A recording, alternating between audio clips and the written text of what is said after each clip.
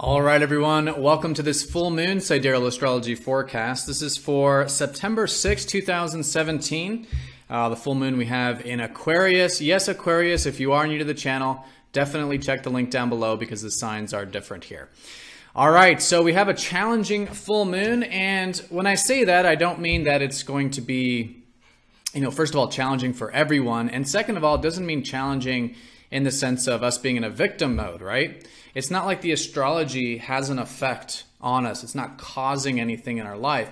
It's just merely showing a process that we're all going through individually and collectively.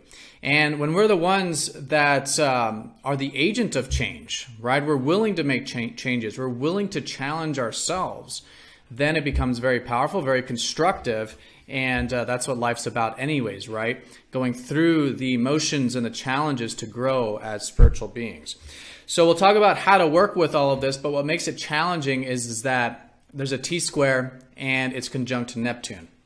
So very close conjunction up to Neptune, first of all. And even leading up to this full moon with the sun opposite Neptune this week, Monday, Tuesday, there is this lowered energy. There is this uncertainty perhaps when our minds are trying to figure things out. And so the purpose of it is for us to go within, to start listening to our inner guidance, our intuition, get in touch with our soul and the spiritual dimensions of life. That's where the answers are. So that's being illuminated, this receptive side of ourself, this intuition. And so it does make it an excellent week for, of course, all types of spiritual activities, but really just listening in general. So the T-square is what is really making it challenging, in the sense that it's squaring up to Saturn.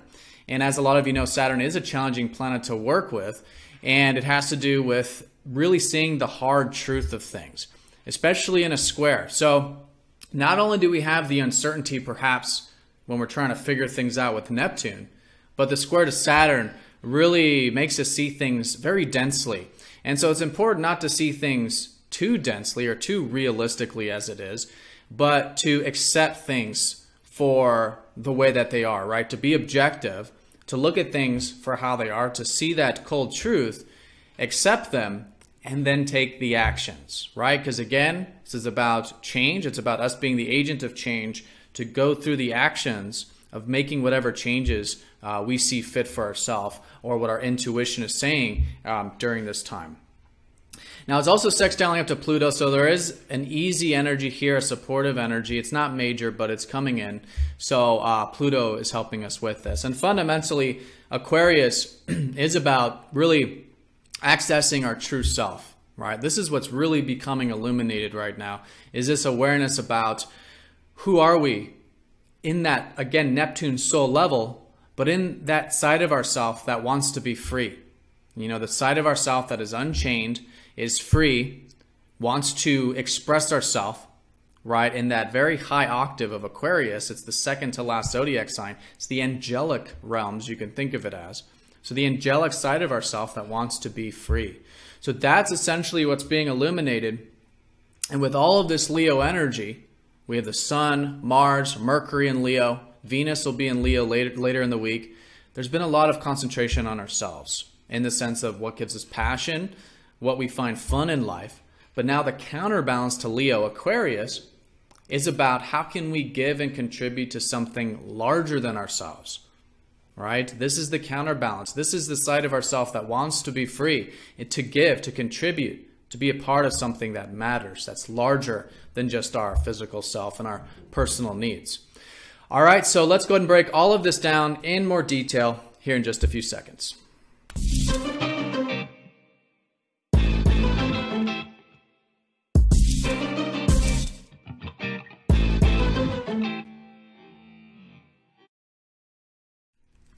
All right, so here's the chart for the full moon. Again, this will be on Wednesday, September 6th. It's going to be happening quite early for those of us in the Americas, 0437 Eastern time. If you're in Europe or the East, you'll find it happening either midday or later in the day. And it always does go into effect a few days before, a few days after, especially with the sun opposing up to Neptune as we're approaching Wednesday. All right, so really good to do a status check. All full moons are essentially this high energy time. Now, again, there's this Neptune energy, this uncertainty, this watery energy. But then there's also this serious energy of Saturn. Okay, but at the same time, it is a heightened energy time period. And what I mean by that is mostly from the insightful sense. We gain insights during full moons.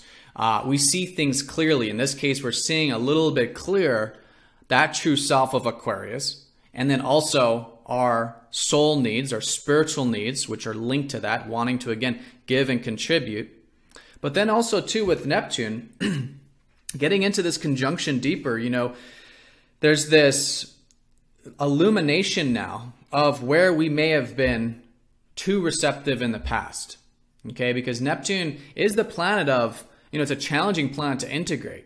And so wherever Neptune is, there is this side of ourselves, more of the surface level side of ourselves, or the ego, that is, you know, imbalanced with it. And the imbalance with Neptune can be where we have maybe been wanting to escape reality in the past.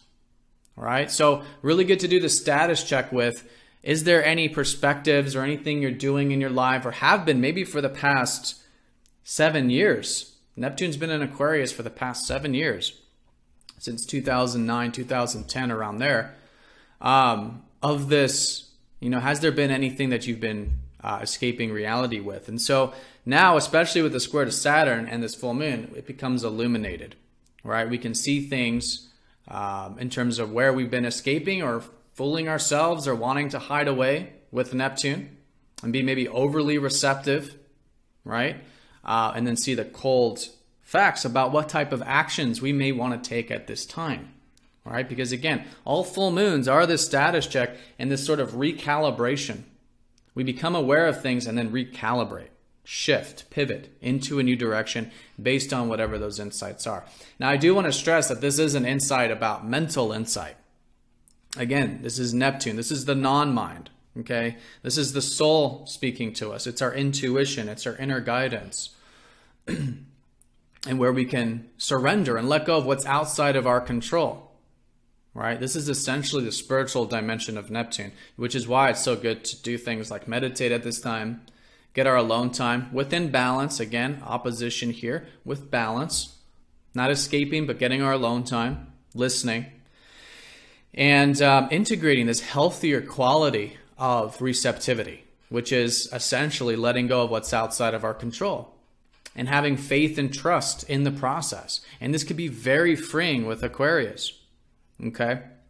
So listening, status check, recalibration, and listening to our true self, listening to that freedom, all right, that unencumbered true self that we're becoming more aware of at this time with Aquarius, all right? And remember, Aquarius, even though it is about us being our true self, our highest octave, that angelic realm I'm talking about, wants to give, wants to be a part of something larger than ourselves. So it doesn't necessarily mean directly. For some of you, it could be spending more time with your friends. Others, it might be getting more on social media and expressing your views on things, or becoming more aware of the world and what's happening and changing collectively for all of us. This is all Aquarius. Some of you technological. Some of you really getting into technology, because technology really does make the world a better place.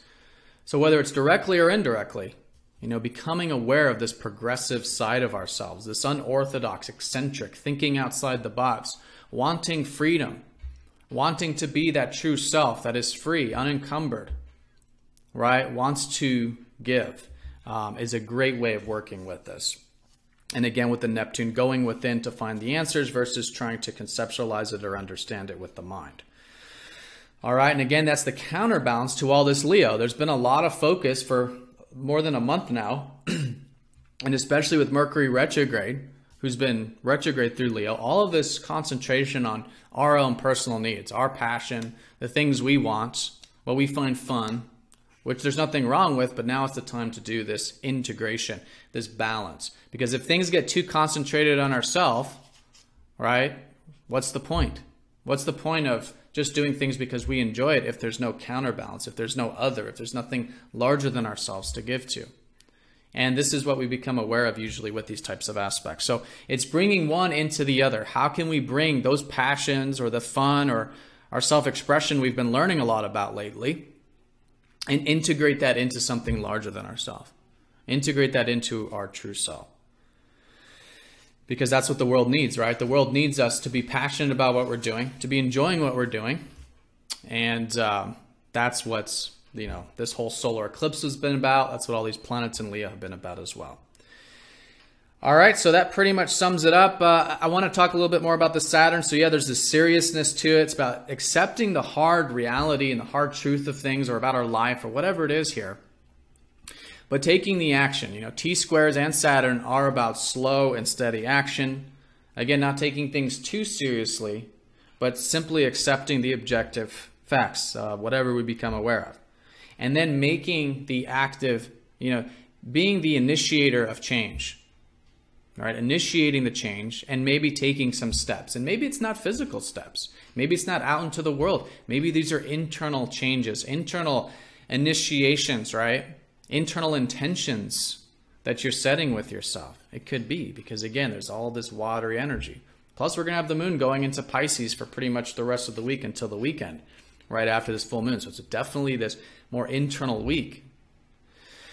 But anyways, with the square up to Saturn, yeah, what are some actions you can take or steps you can take or things you can initiate to start building things for the big picture? Be patient, be persistent.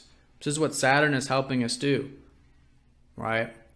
And with the square up to Neptune, it's again that hard reality of where we've been perhaps escaping or hiding away or being too receptive, where now we can start to implement one step at a time without too much of a harshness, without too much of a seriousness, because that can sometimes be a tendency with the square to Saturn, but that balanced, patient, persistent, big picture perspective and how things take time. Things take time. Our personal growth takes time. Things in life take time, especially these physical things, which Saturn represents, takes time. Okay, so let's talk about this sextile to Pluto. Not a major thing, but nice to have something supportive, especially because Pluto will be trining the Sun later in the week. So there is this willingness to change. The sextile is saying that it's not like happening automatically, but there is this sort of inclination and this undercurrent of willingness to change. And so tapping into that can be a very supportive force here. So Pluto helps us remove obstacles. Pluto helps us make the changes. Pluto helps us face fears. Not to mention the fact Pluto's been in Sagittarius, so this has been about viewing our life and viewing life in general in a completely new and different way, right? Reshaping our worldview. And so it's great to do that. It's great to start seeing things from a bigger perspective. Pluto can help us do this. Think big, be optimistic in the sense that we have a top-down perspective of our life. We see the whole picture. And through that can be very empowering.